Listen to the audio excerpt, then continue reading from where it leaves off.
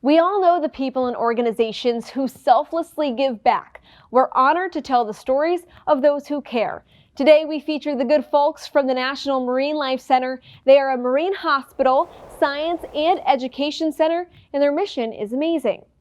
I'm now joined with Connie Marigo from the National Marine Life Center. You are the executive director, newly the executive director, so congratulations. Thank you, and thank you for having me today. Of course. So this is a really cool mission for this center. You're rehabilitating and releasing marine life mammals and sea turtles. What exactly is your mission at the NMLC? Thank you. Yeah, we aim to educate and research these animals while we're rehabbing them. So, sorry, I should say educate the public. Yeah. Um, the animals are all stranded or injured that come to us. So while we have them, they make great education tools. So the public understands that first, these animals are even in our area, and secondly, the importance of conserving them. And you have over 30 years of experience doing this sort of work. When did you know and how did you get into this field and knowing that this is what your passion was? I sort of stumbled into it a little bit, actually. I was volunteering at a tiny little aquarium on Cape Cod. It was the Cape Cod Aquarium in Brewster, um, on the summers during college. And I really fell in love with it and stayed with it. And then I moved to the New England Aquarium, where I spent about 27 years. So what does a day in the life at work look like with you? Hard work. I'll probably it's more entertaining to describe what the animal care team does than what I do, since I do a bit more head. But patients are stranding and they are evaluated by beach teams. And then, if it's evaluated that those animals need rehabilitation, then they bring them to us. So it's an intake physical, almost like if you were injured and you went to the hospital. Sometimes we see pretty awful injuries. Other times it may be serious malnourishment in the case of an abandoned harbor seal pup. Um, or cold stunning is something that we see in the sea turtles. So in the fall, every fall in Massachusetts, sea turtles, endangered and threatened sea turtles that haven't left Cape Cod before the temperature starts to drop, end up cold stunning on the beach. So those are turtles that are hypothermic and they need to be warmed slowly. Usually there is a pneumonia, sometimes very severe pneumonia that's associated with cold stunning. So those are turtles that need therapy. So it's a very busy day in the hospital, treating patients, feeding, charting, medical charts, things like that. How do the animals get to you guys? Do people call in if they happen to come across a stranded or injured marine mammal or turtle, or do you guys go out looking for them? How does that work? Great question. The National Marine Life Center only rehabilitates, so we work with our partners. They may get a call from the public on their hotline, and then they will go out and evaluate. If they think that this animal just is not going to make it on their own, then they call us, and we will talk about, do we have an open animal bay, and et cetera. So there are partners up and down the coast that cover different parts of Massachusetts, Rhode Island, New Hampshire, Maine. It's a pretty extensive network. And you had mentioned educating the public on what you guys do and how we can help. That's one of my favorite questions. We need people, I think, most of all, to respect wild animals. Seals, in particular, do rest on shore. So you've seen all sorts of campaigns, maybe over the years. But it is natural for the mother to leave the pup on the beach to go forage. So these pups will nurse for 20 days. The mother would starve to death if she didn't go back out to sea to forage.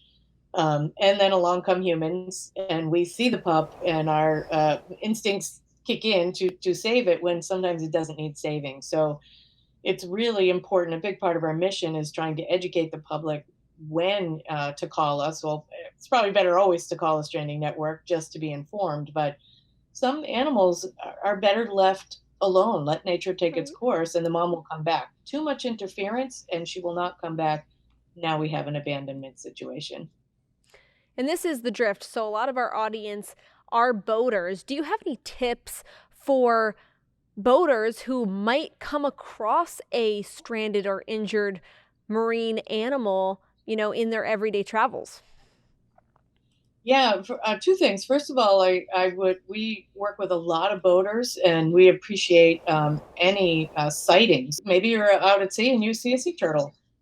Google sea turtles in Massachusetts, and it will take you to the Mass Audubon at Wellfleet Bay, and they are in charge of the sea turtle strandings in that area.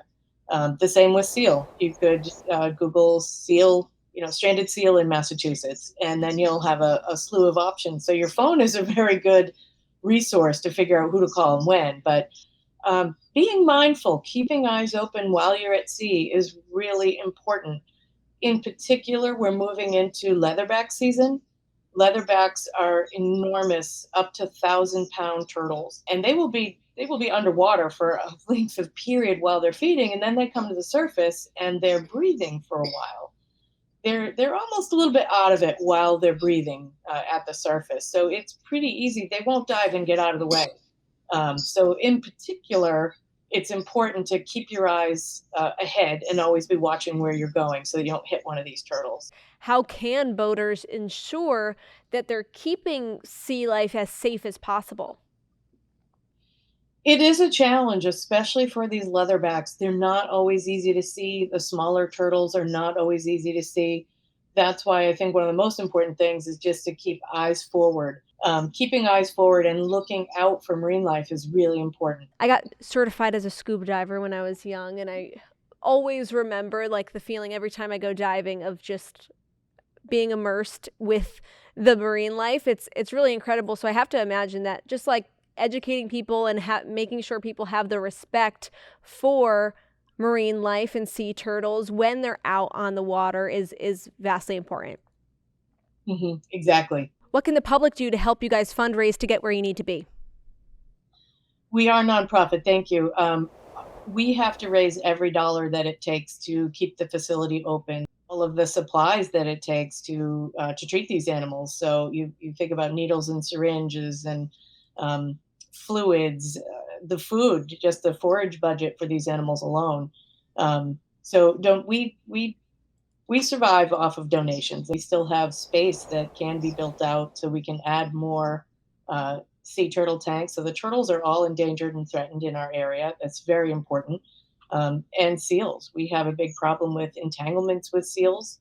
And for me, I have a soft spot for animals that are in danger because of our trash. You mentioned building out your hospital. If you could have everything you need, what would the future hold for you guys?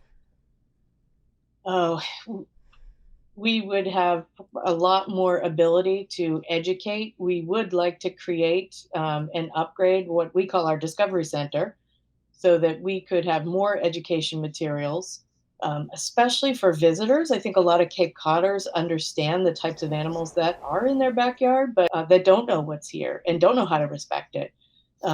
And on the hospital side, really just upgrading all of our systems, our holding pools. Life support is something that is attached to every pool, and it helps keep the water clean. And there are a lot of components to those things. So we envision a hospital that's built out with tanks, rehabilitation tanks, that maybe the public can actually view someday. An education center with a rehabilitation hospital, also increasing our ability to do research. Thank you so much for joining us, Connie. We really appreciate it. Thank you very much. Thanks for having me. Wonderful people doing very important work. And as always, you can find information on the National Marine Life Center and more Drift Care segments at driftsociably.com and at Drift Sociably on social media.